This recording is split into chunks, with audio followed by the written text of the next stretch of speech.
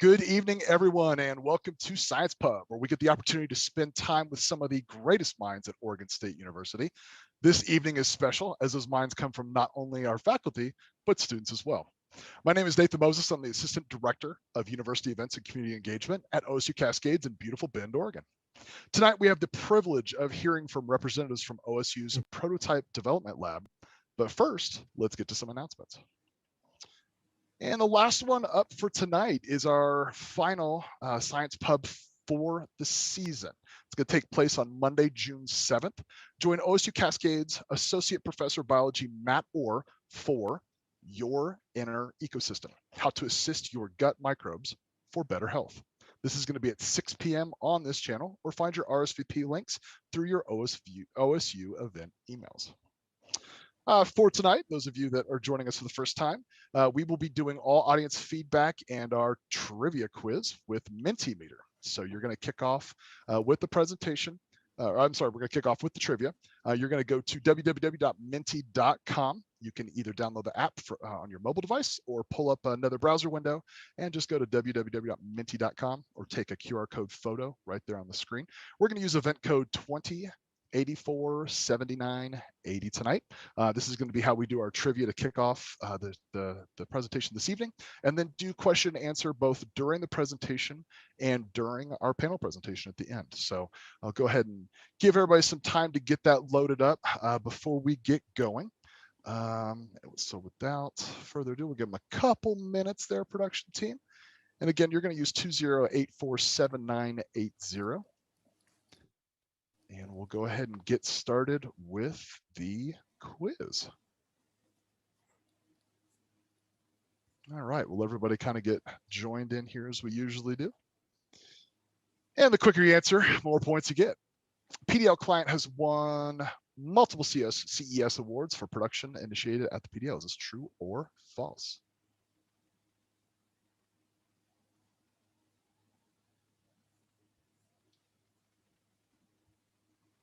Hey, we're 1 for 1 on audience participation.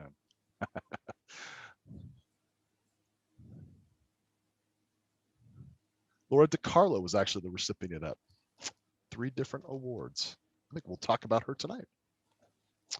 Daimler Trucks recently sponsored a project with the PDL to develop, looks like it got cut off. What? Hands-free system to allow drivers to drink coffee while driving. A system to prevent drivers from falling when exiting the cab. System for adaptive cruise control, or an ergonomic steering wheel.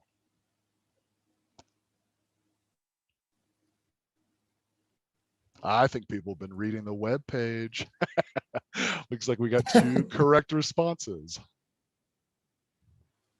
All right, question 3, another true or false. PDL developed products are currently available on Amazon.com. True or false? Products are currently available on Amazon.com. 2 trues and a false. Sorry, false.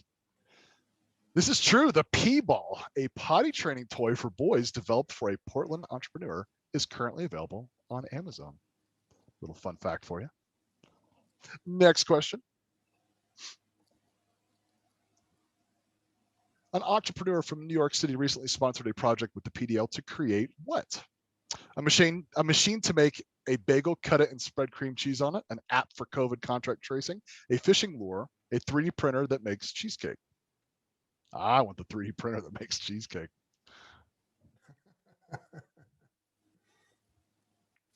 Ooh, fishing lure, excellent.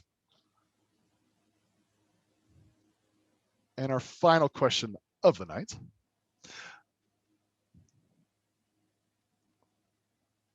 Before moving to Oregon and becoming a professor at OSU, PDL director John Parmigiani worked for a NASCAR team, founded and sold a startup company, worked for 10 years as a mechanical engineer in Pennsylvania, was a professor at Ohio State University.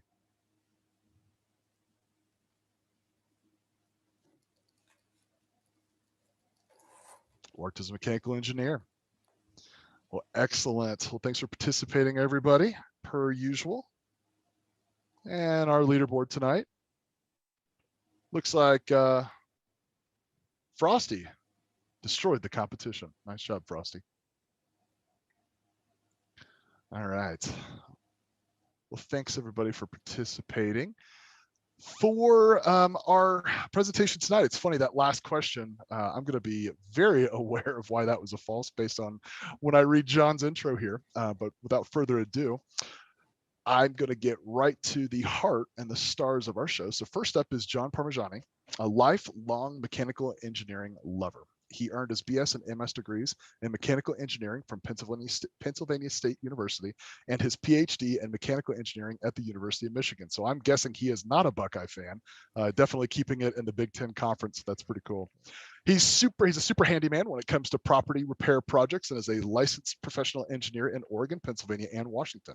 Currently, his main professional focus is the direction of the Prototype Development Lab, which provides real-world engineering problems for a wide variety of clients. Now, we do have 3 others, and I'm going to read you about them first, and then you're going to see them later on during the presentation. But we have 3 OSU students who work on projects at the PDL. They're going to be joining us tonight. Arthur Wells, who is pursuing a Master of Science degree in mechanical engineering. Jacob Porter, who's pursuing a Master of Science degree in mechanical engineering. And Kinsey Popham, who's pursuing a Bachelor of Science degree in mechanical engineering. And they'll join us a little bit later, and we'll get to see them. Oh, there's everybody. Hey, production's making on-the-fly transitions. That's awesome. But we got a big cast tonight, so it should be a fun Q&A. So I guess before we get any further along, John, I'm going to have you get to the heart of this thing with your presentation. So I'll let you take it away. Okay, thank you, Nathan. Okay, well, let's get started. So, Prototype Development Lab. What do? We work with businesses of all sizes to move from an idea or an incomplete prototype to a functioning device. The idea here is that people contact me and they've got a vision in their mind of a product or a device or something that they want to make real, and that's what we do. We go out and make these things real, and sometimes that's a direct pathway to patents and products, and sometimes they look at what we make and they think, you know, I want something a little different, and it evolves and it improves. We strive to have things that have practical bottom line value. We are based in a university. We're at a university, and so our fundamental mission is to educate students, to educate people. And these projects provide outstanding experiential learning for students. And along the way, we solve some real world problems for our clients and make some real moves forward in that sense. We're in the OSU College of Engineering, the School of Mechanical, Industrial, and Manufacturing Engineering specifically. As you heard from the introductions, the 3 students that are with us tonight are mechanical engineering students, but we're by no means limited to mechanical engineering. We have access to all of OSU. We have access to our wonderful robotics program. We have access to our computer science students, electrical engineering students, and whatever we need, we go out and seek at the university and find and get things done. For industry, we provide extensive in-house engineering capability and to increase capacity and expertise. And the lab's done a number of projects over the years with industry where we're just an addition to their R&D program. We're just another arm of their R&D organization to get more things done and also bring in specific expertise that perhaps they don't have in-house to get things done for them. For entrepreneurs, as I said, we're a pathway to get that first physical prototype built, that first embodiment completed so that you can attract investors, you can get patents, you can create a product, you can move to manufacturing, you can just move forward with your idea. As in the intro, this is me, John Parmigiani. These things were covered in the intro. Maybe just a brief anecdote here that gives you a sense of kind of where my mindset is that I can remember being a senior in high school and having to make a choice between taking the auto mechanics class or typing. And my schedule would not accommodate both. And you know, people told me, oh, you're going to need to know how to type when you go to college. And I figure I'll figure that out when I get there. I am not passing up on an auto mechanics class where I get to take engines apart and put it back together again. And so that was an easy decision. And yeah, it wasn't until about 5 years ago that I actually finally did learn how to touch type. I was hunting and pecking until about 2015. So recording in progress. But so there you have it. Right choice for me. Let's see here. Okay. So what kind of resources do we have available to us? I know it's a reasonable question. I talk to some clients, they're like, I says, what do you have available to you? A lot. We have very extensive resources for device fabrication. Top of the list is the machining and product realization lab. This is essentially the machine shop we have at Oregon State University in our school. And we've got everything you would expect in a machine shop. We've got lathes, we got milling machines, we got CNC machines. We also got some things that I think are kind of exceptional for a school shop to have, in the sense that we've got water jet cutters, we've got an EDM machine. We've also got a nice addition. A couple of years ago, we added a wood shop. We have sheet metal equipment. You can't do any of this stuff anymore without 3D printers. And so we've got quite a collection of 3D printers to keep the capability high. A whole nother dimension to our capabilities came with the Oregon Manufacturing Innovation Center in Scappoose, Oregon. If you're not familiar with this organization, have a look at their website. It's omic.us up in Scappoose. And they have, the difference with them is they're an industry consortium group, and they have top of the line equipment. They have member companies that are machine tool manufacturers that consign their machines to the OMIC shop floor. So they have some of the very latest stuff. They have 5-axis, they have 7-axis machines, they have large capacity. So we can do all sorts of things with them. And also they have under construction an additive manufacturing center that's coming. So lots of capabilities. We also have access across OSU to electron microscopes, composites manufacturing, lots and lots of capability. And so this is what allows us to take on a lot of different projects and take them to a successful completion.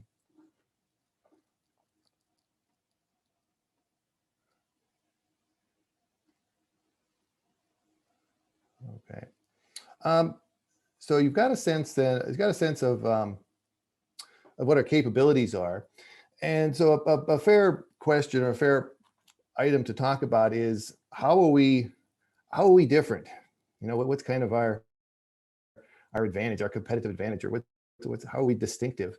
And a couple ways that I want to talk about. One is what I call push versus pull.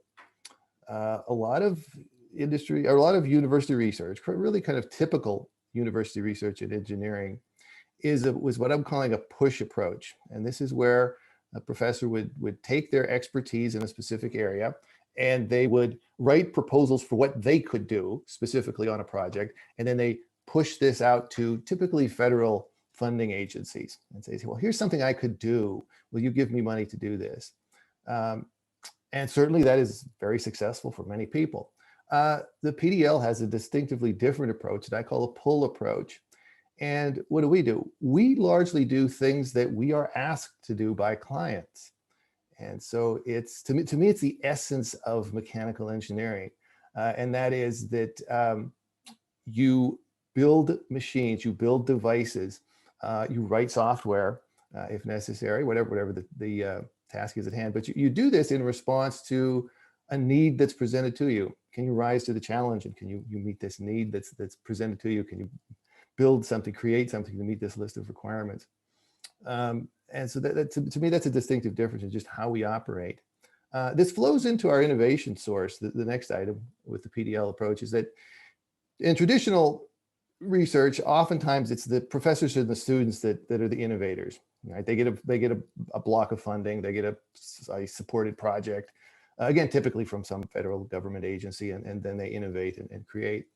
With the PDL, it's, for one thing, it's the client that typically provides the new and novel idea. They say, oh, I've got an idea for blank, please, make me something that will do this. And then we innovate by making that idea reality. But along the way, we maintain close interaction with the client to make sure that we're staying on target. And often we learn things as we go through the build process. And so sometimes the dream shifts a little bit for the client. And we want to make sure that we're nimble and we stay with that.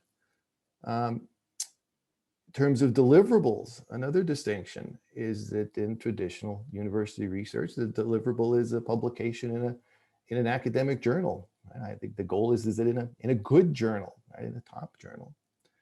For us in the PDL, it's a device or it's software that provides the client with what they want. It's a building things that work kind of goal. And publications happened. You know, we certainly write our share of conference papers and we write our journal articles, but it's not the focus of what we do. The focus of what we do is creating that device or creating that piece of software that meets the needs of the client. That's what we're fundamentally after, and the publications naturally flow from that. So we get those sorts of things done. Another difference can be cost. I know with a number of my colleagues that you know, they don't do things unless they're getting $100,000. They don't do things unless they're getting $75,000 because it's just not worthwhile. I found a lot of worthwhile things and a lot of satisfying things that cost is a whole lot less than $100,000. Sometimes one needs to get creative as far as how you can do these things. So one of the things we do, in addition to all these standard methods, is we look at some revenue sharing methods. We look at just ways to reduce cost because typical entrepreneurs don't have $100,000 in their pocket to plunk down. Having $100,000 is what success looks like. That's not what the beginning, you know, that's what that success at the end of the process looks like, not what the beginning of the process looks like. So we certainly try to be creative and find ways to make projects happen. And Lars has been pretty successful with that. Next up, I want to walk you through our project portfolio. We've done a lot of projects over the years. I've selected just a few here to talk with you about today, and just give you a sense of the kinds of things we do. The first one, this is from one of the trivia questions, is a semi-truck entry and exit system. And so this came to us from Daimler Trucks was the client. And Daimler Trucks had been contacted by one of their customers with a problem where drivers were slipping and falling when they were entering and exiting truck cabs. So yes, drivers were falling out of trucks. It might sound kind of funny, but it's not funny if you're the one falling, right? So comedy is tragedy at a distance, so they say. And so they came to us and said, you know, can you come up with a solution? You know, and I think this is one of those projects where somebody might ask, and they might say, well, boy, isn't this something that the professionals at Daimler Trucks, that a Daimler engineer couldn't have just done quicker and better? And that's a fair question. And to me, this is a good example where I think the answer is no. What's the difference? Well, the difference is that there was a team of students that worked on this, led by Arthur Wells, who's gonna talk with you later, but a team of students led by Arthur, and they really poured their lives into this thing.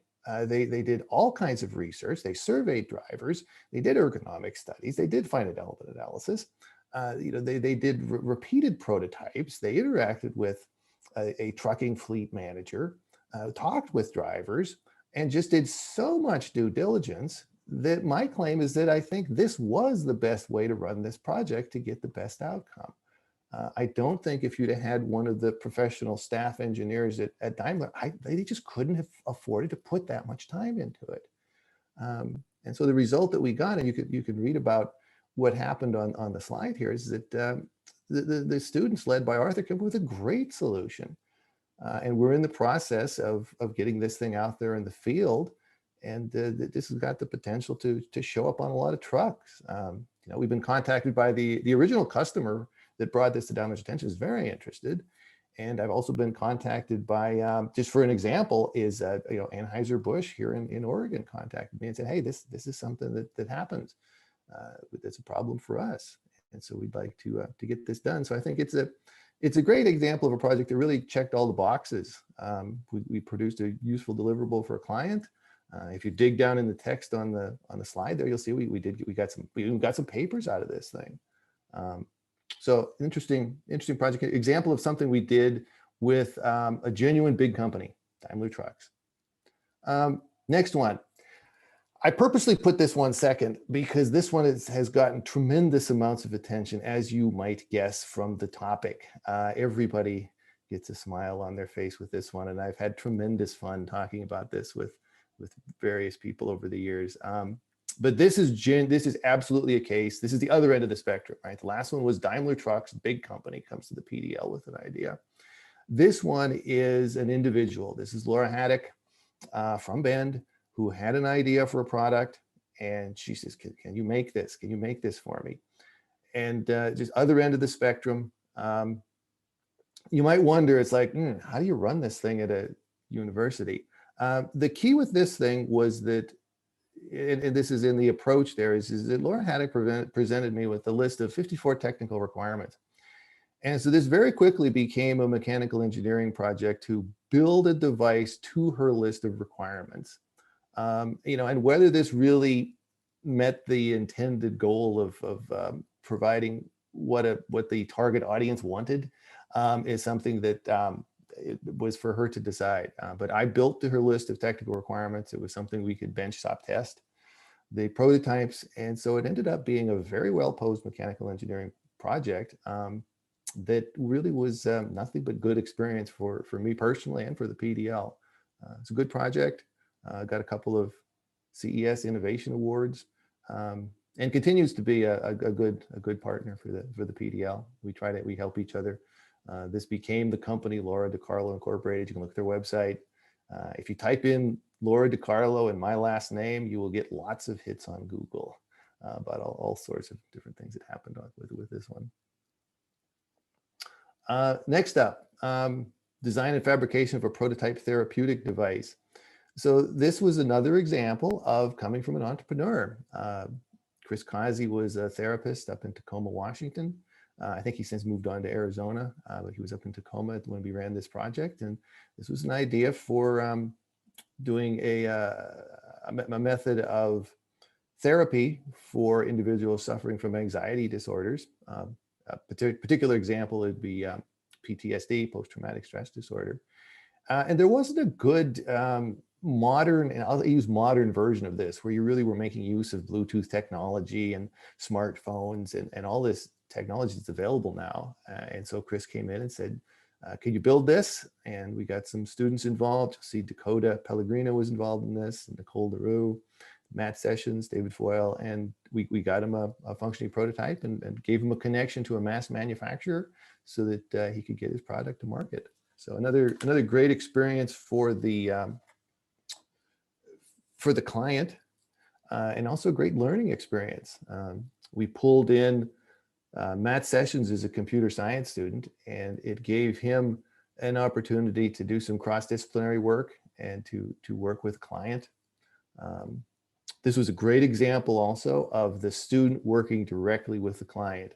So as Chris Causey, the client, as his desires for this device evolved, Matt could adapt with him, and we could make the software do the sorts of things that he wanted.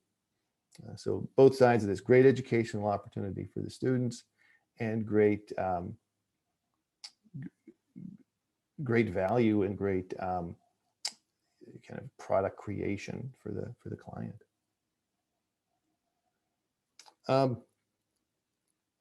Next up is just from the student perspective, and we'll have some opportunities for our three panelists to talk about this. But the PDL offers students a means to get an education in the design and manufacture prototypes. I like to say build engineers who know how to build things that work. And that's to me, that's a high bar. That is the highest bar, is to say that does what you created, does it actually work? Does it actually do what it's supposed to do? They get innovation and entrepreneurship skills through project experiences, and they get to apply their coursework to solve real-world technical problems.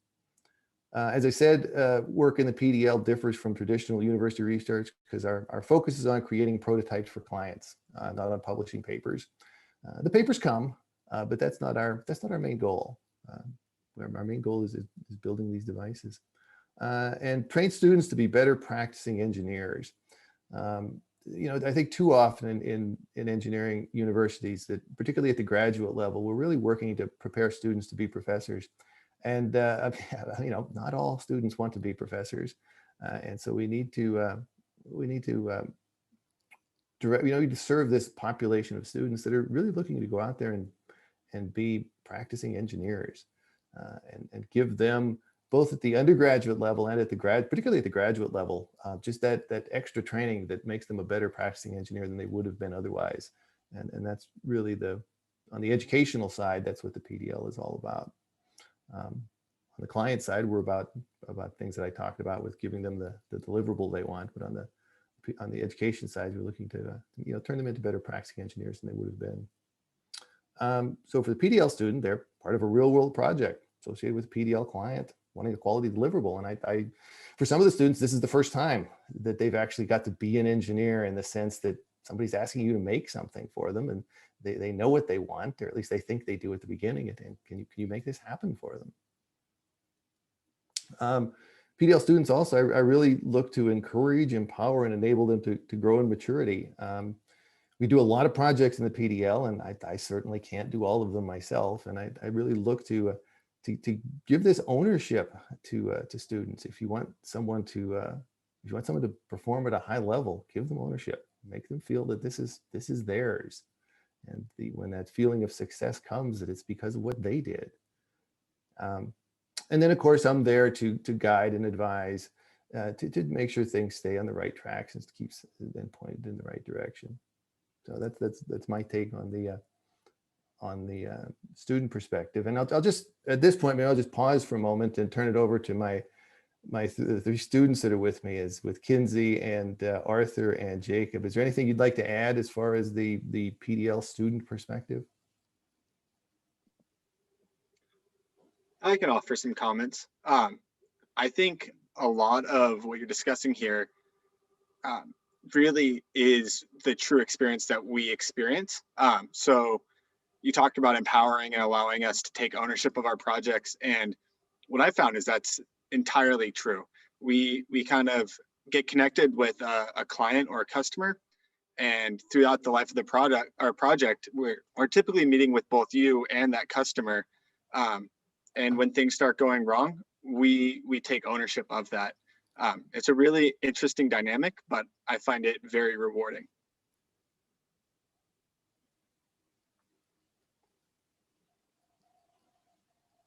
I can also add something that I think maybe from an undergraduate's perspective. As I'm taking some of my classes at OSU, I've noticed that there's kind of there's definitely a connection between the things that I'm learning to apply at the PDL and the things that I'm learning in the classroom. So for example, I was in my intro to design class, and we were learning about customer requirements. And while I was learning about it, I was able to apply it to one of the prototypes that I was working on at that time. So I thought that was a really cool way to see, oh yeah, I'm learning this right now, and here's exactly how it applies to the real world. Nice. Yeah, I can add a little bit too. Yeah, one of the big things that I've kind of thought of, just like going over this slide, is it's the entire other side of engineering. Like it's one thing to sit at a computer and design and build something, but especially keying back in on ownership, it's another thing to run a project completely. Like that's I'm just trying to think, like an example is I had a client who had this idea in her head, and she loved this idea. And I had to explain to her and demonstrate to her why this doesn't work, like why, you know, and it's a whole different application of engineering, being able to translate computer models into words that people who aren't engineers can understand. It's that soft skill. Like that's huge thing to have gained from the PDL. Hey, thank you. And I'm gonna loop back to Arthur on this one, on this next slide. On the PDL website, we've got some student perspectives, and I thought that Arthur's really touched on a lot of what I want you to know about the PDL. And I think probably the best way to do this is I'd like to just turn this over to you, Arthur. If you could just walk us through what you gave me to put up on the website here.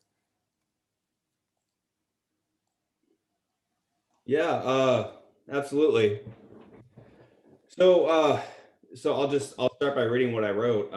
So when I was finishing up my Bachelor of Science in Mechanical Engineering, I was struggling to find a job. There were jobs out there, but I really wasn't qualified for the kind of engineering positions that I wanted to do. All the creative design jobs required a couple of years experience. As a new grad, I simply did not have the portfolio or skill set to get me into the door. And that's what I've gained by doing a master's degree in the prototype development lab. Just kind of high level here is that I graduated with my undergraduate 2 years ago, and the job market, even pre-COVID, for entry-level mechanical engineers is extremely competitive.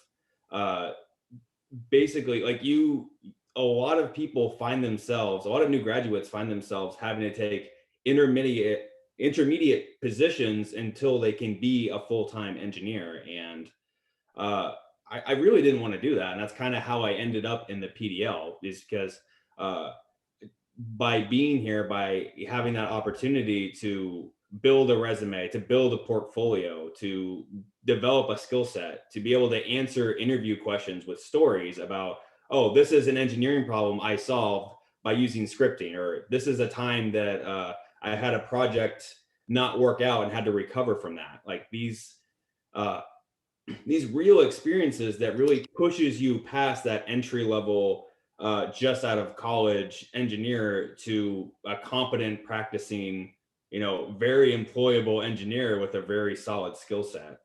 And like I said, in the last sentence of my little testimonial is that the time I have spent in the lab has absolutely put me ahead. Excellent. Thanks, Arthur.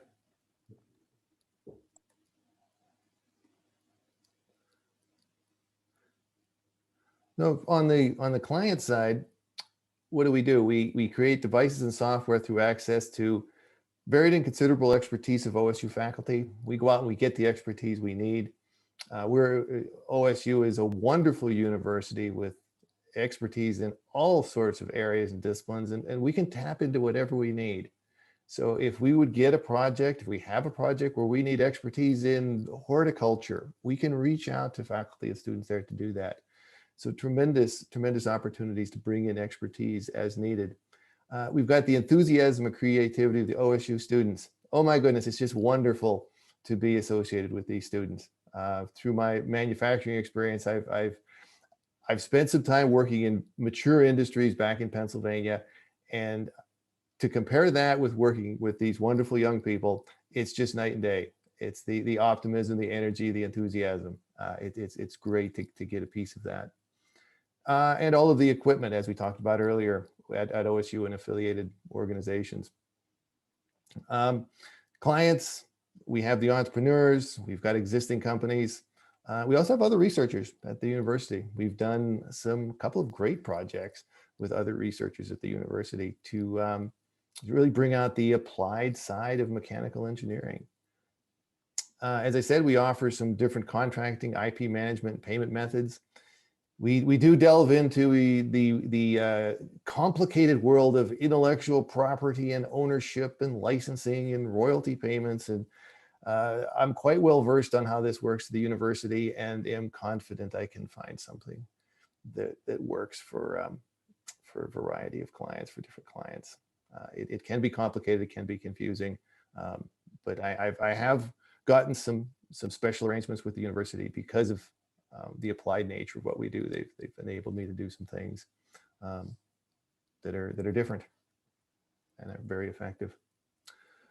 Some client feedback.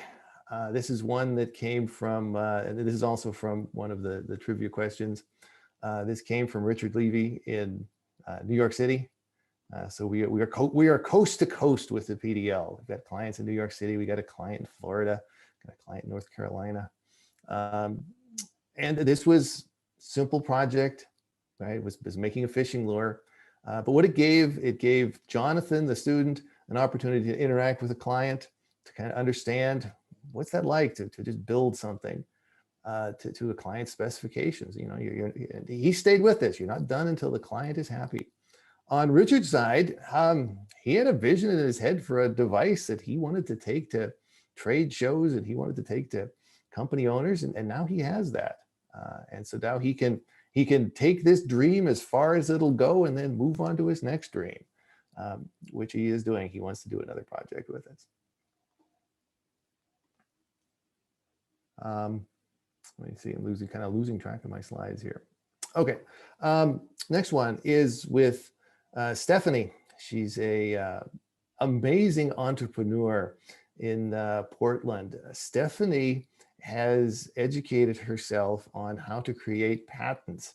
And so she can write patents for herself at a fraction of the typical cost. And so what that means is that she has many, many patents for all sorts of ideas. And so she's come to the prototype development lab and we're turning these things into reality. And you can read on the slide just kind of some of the experiences that she had and just why the PDL was a great fit for her. She's excited. She's got product on Amazon. She's got another product we're working with her on where she might get to go on Shark Tank. She's had some contact with them and knows some of the players. And so it's been a great experience. As you can see, it's been a great experience for Stephanie. It's been a great experience for me personally, very satisfying to help these entrepreneurs. And of course, been a great experience for the involved students, one of which was Kinsey. And so great students. And Kinsey, anything in particular you'd like to comment on with your projects with Stephanie? Just that she was really a great woman to work with for all of these projects. Each one was a different learning experience for me. And I think we made a really good team because a lot of it was me just directly working with her and meeting with her, talking about her customer requirements. And just to see her handle all of the business side of things while I could just focus on developing a prototype and just having fun with the creative aspects of it while she handled all of that. It was a really good experience. Excellent, excellent. And I can tell you, Kinsey, that I met with Stephanie just a couple days ago, and she is very much looking forward to working with you again. She's very excited with, very happy with the results that she's gotten in working with us.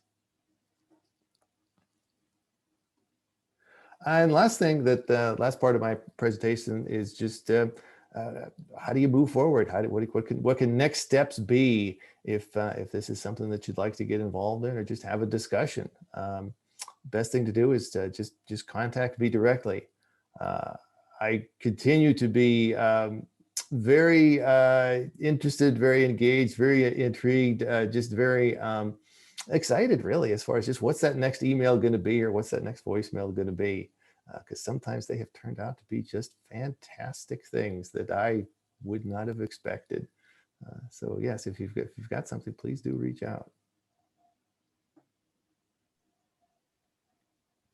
Well, that's awesome. I have so much fun with this because the creative side of what you guys are doing blows my mind. Like I think back of even Kinsey's experience, for example, and myself as an undergraduate. Granted, I wasn't doing mechanical engineering, but I was happy to get some of those fun internships that I just at least got to work with professionals. Like your students are literally building things for people to take to market, and it just absolutely blows me away. So that's pretty darn cool. Everybody, I hope you enjoyed that presentation. Just as a reminder, if you would like to submit some questions for our panelists tonight, you're going to go to www.menti.com. And again, bottom of our screen, you've got that event code for tonight of 20847980. So if you would like to submit a question, I will be moderating that. You can drop it in the chat for our YouTube channel as well, that we can get that. But I do have some questions kind of to start off with. So I think production studio, we can get our little 5-person panel going up there right now. And I will say, funny new addition, I have loved our virtual environment, but I swear every single time we do an event, something new happens. So tonight was the new Zoom notification of, hey, you're recording your live show now. So that literally just started. So apologize for the audience that came up. That happened to me in a couple different meetings today. So, hey, this is how we roll with stuff, guys. So.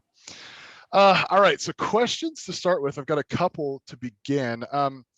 First of all, what one of the questions that came through is, what happens like when if there's a project that you guys are working on that comes through and it just can't get completed for one reason or another? Has that happened? And I'm assuming the question's talking about either kind of it's outside of the realm of something you guys can help with, or maybe the funding's not enough. Like, are there situations to kind of help the audience with where that might come up? Oh, yeah, good question. Certainly sometimes things evolve, things change, and so we have to move, we have to pivot. Sometimes I'll come up with creative ways to bring in additional students to cover funding, to get the participation, to get us to the finish line. There are rare cases where, for whatever reason, the client decides that they don't want to pursue something, and so then that's the end of the work on that part of it. I can provide a decent example with this as well. Well, I was manufacturing some custom waffle irons, which was an interesting project. We ran into some unexpected limitations with the machining capabilities at OSU. And so we took a step back.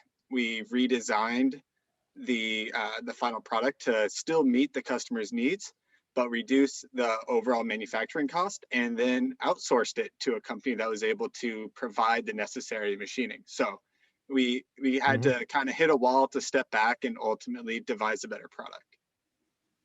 Yeah, that's a great example, Jacob, of a case where we hit a wall where we were planning on doing this using a certain machine tool in a certain location at OSU, and it just was not going to work. We just weren't going to get to the finish line. And so we had to step back, pick a new direction, go to a new source, new machine tool, new machining source.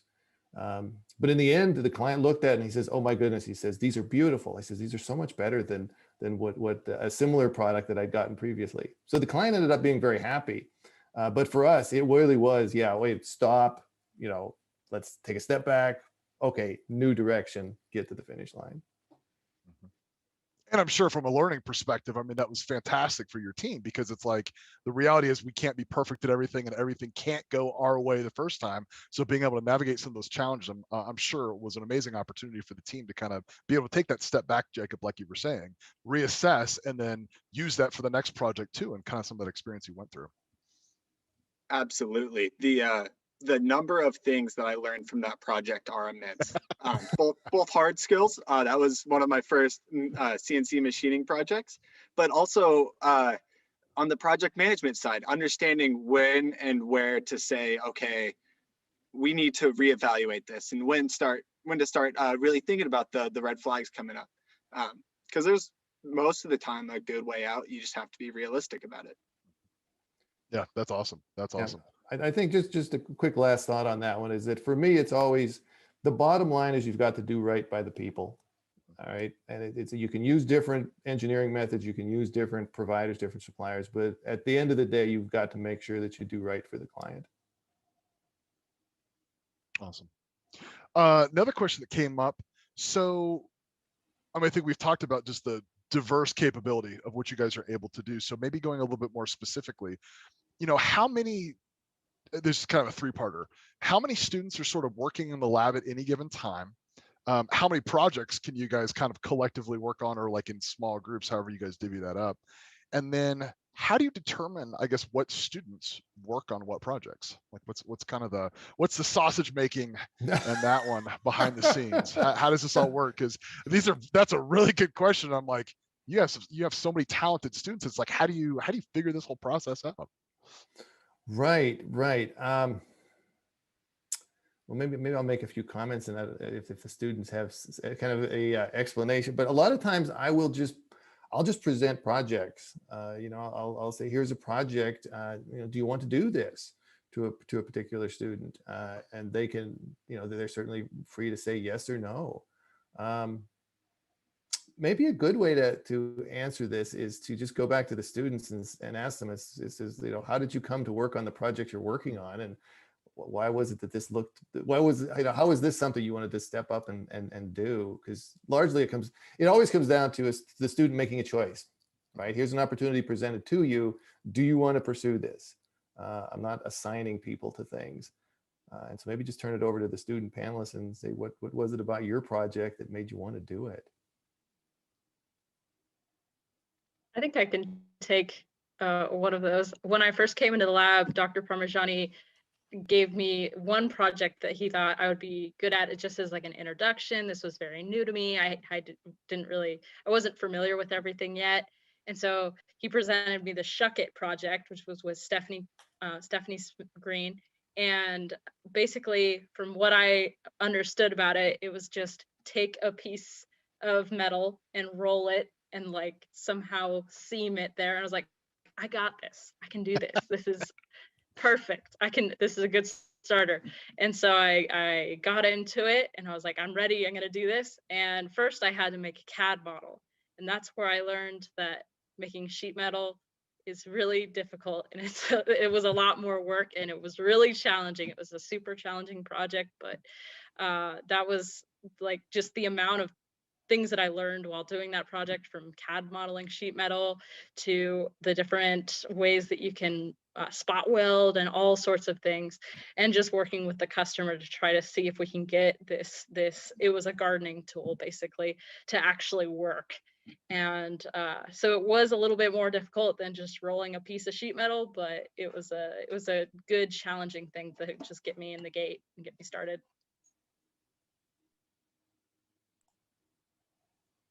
Yeah, I can talk about how I came across my projects too. So when I originally started in the lab, my core work was a private inventor had an idea for two different inventions that she wanted made. She wanted prototyped, and those were my projects. And I spent a couple of weeks, maybe a couple months, just working independently on these two very abstract new inventions. And I ended up talking to talking to Dr. Parmigiani at one of our meetings, and I let him know is like a lot of what I've been doing is just me working at my computer and then going to the shop and back to my computer. And I wanted to do a little more than just what I was doing. And so John had another project coming up, and he thought it would be a good match for me, and he offered it to me. That ended up being the Dynamo project. And then he took one of the inventions I was working on and presented that and gave that to another student. And that way I had a really interesting, in-depth, abstract invention I was working on, and then also a very applicable, very down-to-earth invention for a large client that has very specific needs. And so, yeah, things just kind of evolved over time, so that just kind of got the best of both worlds as far as these two project experiences.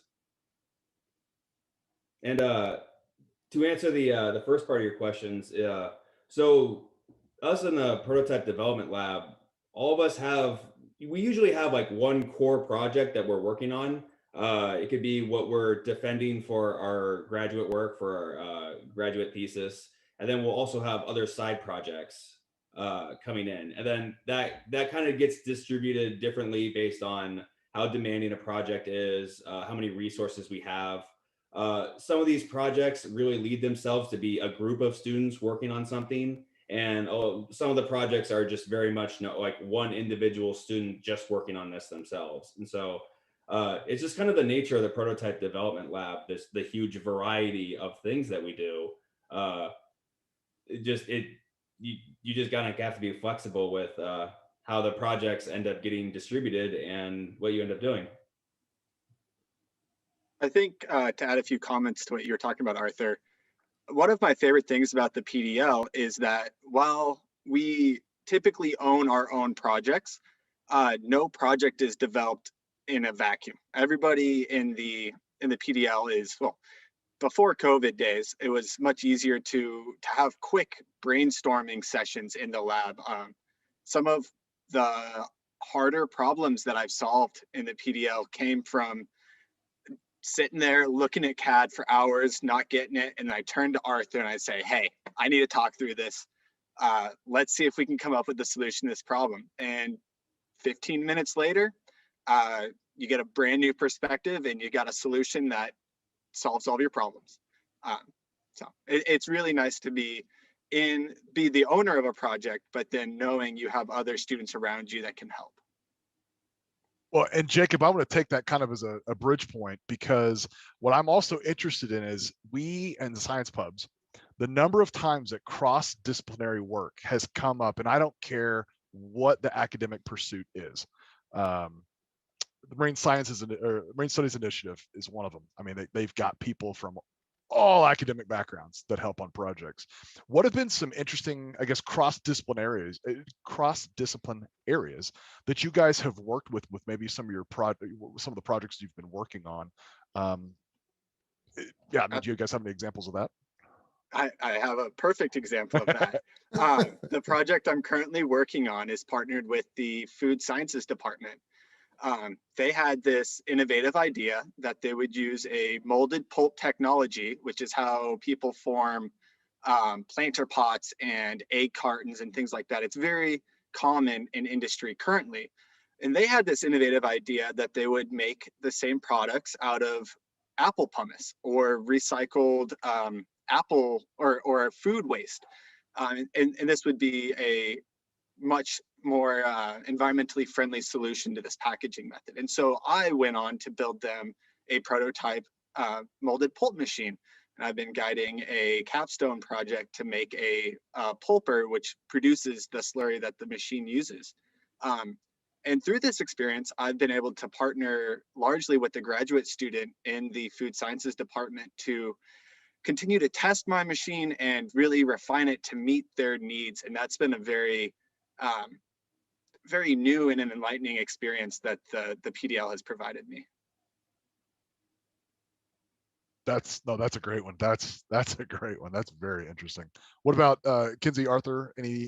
I guess I could also pose a question this way too, and especially Kinsey, with you being an undergraduate student, but still doing some amazing things. Maybe are there collaborations you would look forward to cross-disciplinary, if you haven't already, that might be interesting to partner up with?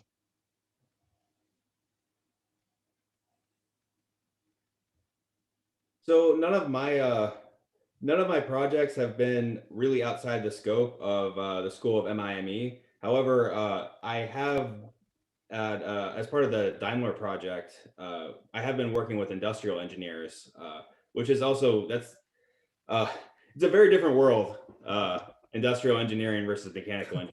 And you don't really see that until you start doing a project with them, and you have a very different, I don't know, just it's such a different background trying to put things together. But yeah, that was definitely an experience, not just for us, the mechanicals working with the industrials, but also the industrials kind of moving past the Excel spreadsheets into like a real world product. And it's yeah. I guess from my side, the only outside experience or outside team member would be Matthew Sessions, who's in the computer science department. And just seeing what he's able to do on his screen, we were working together on the Simone Says project, which was like an outdoor gaming system that used a Kindle Fire with an app loaded on it that communicated with an Arduino microcontroller. And I did not know what was going on for most of that, but he's a whiz. He knows what he's talking about. So he was able to work through all of the stuff that I wasn't able to do myself with my limited knowledge of computer science, but it turned out to be a great project. And Stephanie, who was also she requested that we build that one. She was very pleased with the final result. So here, Nathan, as far as just looping back, there was a question as far as, how to assign project or how to connect students with projects, and how many projects could the PDL do, and this sort of thing. And well, I think what we've seen from the students' comments is that the key for me is to connect the student with an experience they want to have, with something that taps into their passion, right? So why did they go into mechanical engineering or manufacturing engineering? And if you can tap into that and give them that experience that they're looking for, then you're on the path to success. And so that's what I look for, is to try to connect them with the experience that they want to have. As far as how big we could become, my goodness, with students like this that are so mature and so independent and so self-motivated, boy, it's hard to put a limit on that. Right? It really is, when you can just hand off projects and success just happens because they'll put in the time, right? And they'll collaborate with each other and they'll find a way to get things done. That I don't know. It's hard for me to put a limit on any of this. No, that's awesome. That's absolutely amazing. And I agree with you. I mean, my experience, and I don't get to work with students outside of like things that are necessarily event related, but you know, I feel like I was a pretty accomplished student, and then I look at what you guys are doing, and I'm like, maybe not so much. So, kind of on that note too, what I'm also interested in related to one of these questions here is, you know, clearly when you get started in something like this, and I know this may be a little bit different for the grad students as opposed to Kinsey's an undergrad, but what things about yourselves personally, and I'm not talking necessarily about your interest in engineering, but what are some things deeper, maybe some passions or some ways in which you work with other people or things you found out about yourself through this experience with the PDL? Like what has come out from you so far? I can touch on some things I've learned about myself, especially with regards to motivation. A lot of these projects, they come in and a typical theme with our project is we kind of have some idea of the scope of it and how long we want it to be done or when it needs to be done. But a lot of times it's a lot more experimental and less rigid deadlines. And so staying motivated and staying aggressively working on these projects can take some internal motivation. Mm-hmm. And I've been able to find that through, you know, various means in my life, largely outdoor recreation, but being able to take that energy and then and encourage my work in the lab to progress at a fast rate as well, on top of grad classes and everything else going on in life. It takes a lot to stay motivated and to stay very active in my projects at a high level. And so that's something I've learned a lot in the PDL. It encourages you to be self-motivated and it definitely rewards you for it.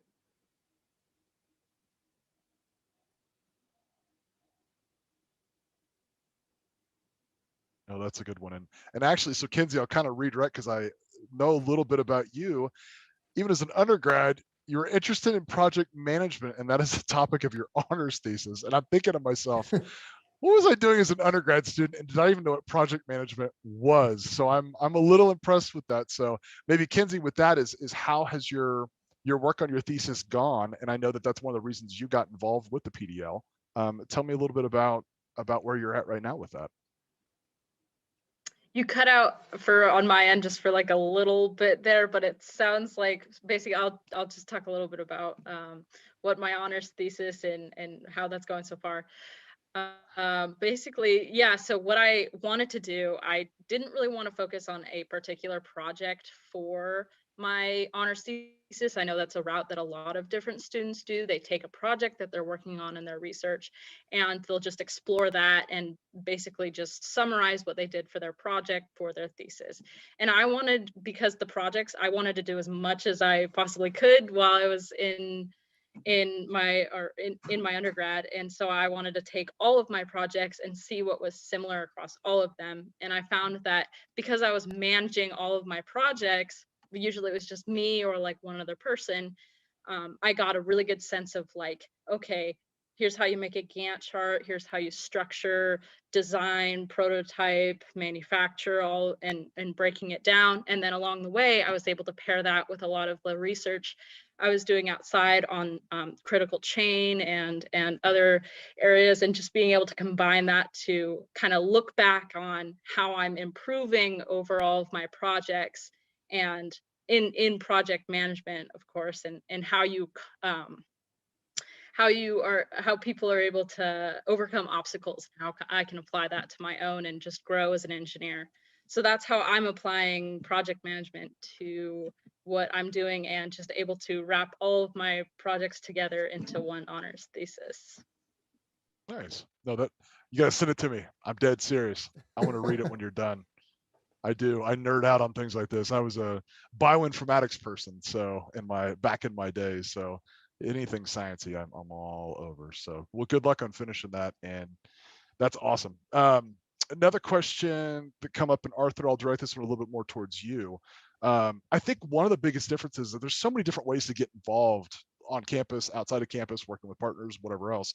What is the biggest differentiator between maybe something the PDL, your guys' work in the PDL is doing, as opposed to, and again, I'm not super familiar with these, but like an engineering club or like another student-driven club, like what's the big difference for you guys in those types of projects, and maybe even what you get out of it? Yeah, so it's hard to answer such a broad question, but like I would definitely say the scope, it ends up being a huge difference. These PDL projects, some of them can be I mean, you could start with as little as an inventor comes to us and is, I want a blank that does blank, and that's it. That's the project. There isn't a clear deliverable. There isn't I want it, like, you know what I mean? Like you're that's it. You gotta figure out how to make a blank that does blank, and makes a blank that does blank well. But that's kind of, you don't really get that anywhere else, not in college, not really in industry, like undergraduate class projects. I mean, those have very clear deliverables, very clear timelines, it's very well established of what the expectation is. The undergraduate clubs, I mean, they have regular competitions that they prepare for. They have a set of requirements that they need to do to compete. Just Even undergraduate, like senior design projects, most of those projects end up having like a very clear pathway to a final deliverable, and that's really what as far as the student's perspective, what a PDL project, I mean, that's what really makes it different, is that there's a lot that you have to fill in order to create a good project. So yeah, definitely a scope. And then kind of like we've already kind of touched on, is if you have such a big scope, you have to have a big ownership, or else, you're just going to kind of fall off the edge and you're going to miss what you were actually going for. So yeah. I think it's a good response, and I'd beg to say that the clubs have amazing advisors, but I'm probably going to guess that having John in your back pocket to help with things is probably a huge asset to the work that you guys do as well, and any of the other faculty that are working with you guys. So Oh, absolutely. Sorry, I don't mean to interrupt. But, no, please. Man, because you have to also remember too, is that we're all young engineers. Like we don't have 10 years of industry experience, and then we can often find ourselves where we've worked onto a project and we've gotten to a technical roadblock, and it's Dr. Parmigiani has always been a great consult.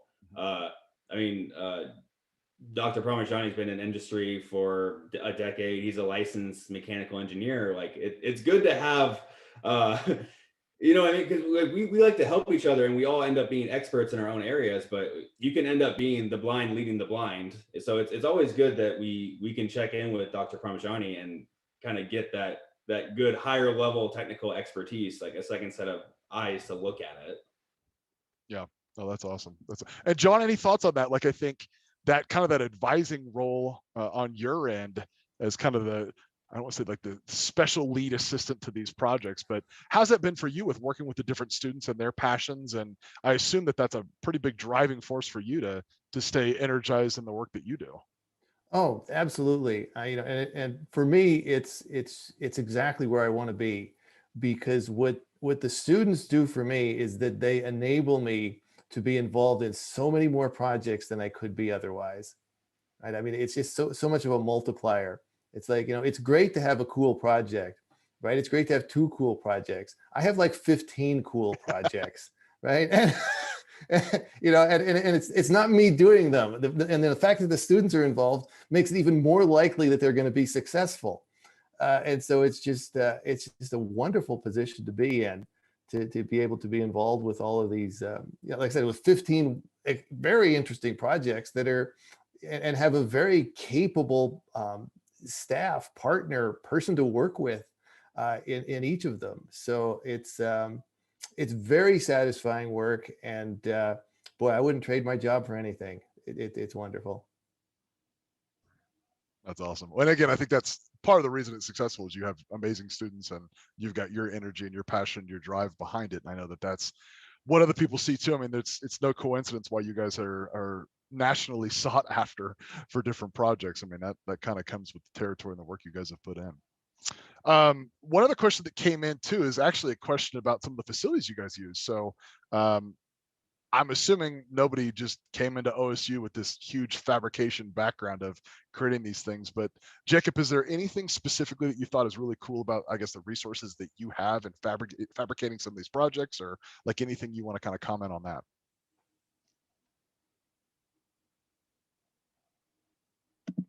Absolutely. I actually did my undergrad at the University of Wyoming, where we didn't have a machine shop required through the undergrad program. So I came into OSU with limited fabrication and machining experience, but I kind of knew I was interested in it and I pursued it. And I've actually developed a pretty good relationship with our shop manager. And through all this time, I've done a lot of self-education and formal education. And I kind of pursued these projects. You know, we discussed how your interests kind of guide the projects you get into. And I pursued these sort of fabrication, machining sort of products and projects. And I've learned a tremendous amount. I've learned how to CNC machine, lathe, mill, weld, kind of the works. I've dove into it. And I think the PDL provides just the right excuses to go out and pursue these things. So we have immense resources. I could stay at OSU for the next 10 years and still continue to learn how to make things. I still want to dive into composites and some of the more high accuracy things with OMIC. And there's so much we can do, but these projects kind of guide you down the route that you're interested in. And I think that the PDL provides a great excuse of sorts to develop these skills that'll benefit me for the rest of my career and my life. That's awesome. As you're talking about that, with Ray Hall opening on our campus here just this summer, we get our first makerspace, but it's a little bit more intense than a normal makerspace. And I'm like, finally, we literally have the tools for our students to use for projects in the future. So along with a bunch of other cool stuff that we've never had before. So I'm very excited about that. I'm always envious when I go over to main campus and it's like, oh, you guys have this. That's awesome. Not my background, but always fun to see, and fun to see you guys work on those projects. Well, excellent. So a comment on that, Nathan, if I might, is just this touches on something that's very near and dear to my heart. And that is that to give these engineers while they're in school, while they're at the university, give these engineers while they're at university this experience actually running some of these machine tools, so they actually have the hands-on running of these machine tools. And what's really near and dear to my heart with this is that I think that I'm hopeful and I'm confident that this happens. This gives them a connection when they get out there with professional machine operators and with people in the trades, because now you understand it's like, oh, that CNC is not a trivial thing to run. And so you both can speak the language of the machinist and the tradesperson, right? You can talk to them and they'll understand what you're saying. But I'm hopeful and I'm confident this happens, that you also have a real respect for their ability to say that, wow, you know, I've run this machine before, but you're doing it at a level I never got to. And you get that mutual respect between the person in the trades and the engineer. And that's the piece that's really near and dear to my heart. I think that's just the way it should be out there. And I try to give that to my students by really giving them this hands-on time so they have an appreciation for what it takes to run these machines well. Oh, and that's what's so funny, because it ties in the project management piece from Kinsey. It talks about the marketability that Arthur was talking about earlier. I mean, that's the reality, is if you understand the full gamut of the experience of start to finish these products, you are so much more marketable, because again, I think, John, you said it perfectly, kind of being able to speak the language. I mean, I think there's nothing more frustrating than having a boss that doesn't really understand Not saying that's never been my experience. That's never been my experience. Mine either. But like having a supervisor or somebody that high up the chain that just doesn't really get your day to day, like how much time things usually take, what sort of resources you need. So I do think that that's an incredible part that you could not possibly highlight enough. That's great. Well, excellent. Well, you all, again, thank you so much for the time. I guess for the students, is there anything, parting comments or anything about tonight or your experience or anything that maybe we didn't get to touch on that you'd like to hit on? And if the answer is no, that's okay. So maybe Arthur, start with you if there's anything you have to kind of close out the night. I guess I could kind of close off by saying, so I'm finishing my graduate work this term. I've finished up one of my projects and I'm at the tail end of another one. I'm going to defend my master's thesis later this week. I already have a job lined up. They're just waiting for me to graduate at a very good engineering firm. Like, despite COVID, despite the job market being in shambles, like I have great things lined up. I'm very excited about my new work. And like, from the student perspective, like this is absolutely paid off. Like, this was absolutely worth the time that I've spent here. It has put me ahead. It's put me exactly where I wanted to, exactly where I want to be. Like, this was a great experience, and I'm really glad that I got to be able to do this. Awesome. Thank you for that, and congratulations. And thank you. Again, it's the next journey begins, right? That's awesome. Jacob, what about you? Yeah, I suppose I can conclude with a few things similar to Arthur was saying. I didn't exactly know what I wanted out of grad school going into grad school, but now that I'm finishing up as well, I look back and I don't think I could have asked for anything better. I think the PDL does such a tremendous job. The work is inspiring. The way it's ran is tremendously well done. So if other potential students are looking at it, I highly recommend it. And if you're a client and you're looking at it, highly recommend it. Everything with the PDL touches is pretty great. And you just created your marketing video too. So there you go, John. We can help distribute this. Right. and Kinsey, kind of closing off with you. I think I'll just close with one of the interesting unexpected things that came out of my experience working, especially with Stephanie on some of these projects, is during one of our meetings virtually. I actually haven't met her in real life before because this is all post-pandemic things. But yeah, one of the things that we did is we sat down and she taught me how to write my own patents, and so she was able to educate me in maybe how to, someday start my own business if I'm ever interested in that. And that was something I totally wasn't familiar with or didn't even know that maybe I wanted to do that someday. So it was just like a whole other outlet that maybe if one day I do end up wanting to take what I've learned in the lab and then maybe just take what I've learned from Stephanie and apply it to making my own business or something like that, I have the ability to be able to at least take those next steps in making that process. So that was something surprising, unexpected, and yeah, just one of those things that comes out of the PDL. That's awesome. And John, anything for you, my friend? Any last plugs or any other comments as we conclude tonight? Boy, I think the last thing I'll say is I'm just going to loop back to what I said earlier. And, when I started out in mechanical engineering all those years ago, my passion for mechanical engineering started when I discovered my father's Mark's Standard Handbook of Mechanical Engineering on the shelf. But it couldn't have played out any better, to be 55 years old and to have mechanical engineering put me in a position where I can work with the clients that have contacted me with their ideas and be able to help them get some closure and move forward with the ideas they have. And then the best thing is to work with the students. It's wonderful. It makes one optimistic about the future to have such great young people out there. Yeah, that's awesome. That's awesome. Well, you all, thank you so much. for presenting tonight. So again, big thanks to Dr. Parmigiani, Arthur, Jacob, and Kinsey for their time tonight. I love getting student perspective in with these. I love our faculty. I love being able to learn new things, but I think it brings it a whole other level when we can actually infuse that student experience in and the things that we're working on. So, because again, we're here for you guys. That's the whole point. So it's fun to see when we can really make some positive things and some positive experiences for you all. So again, thank you all very much.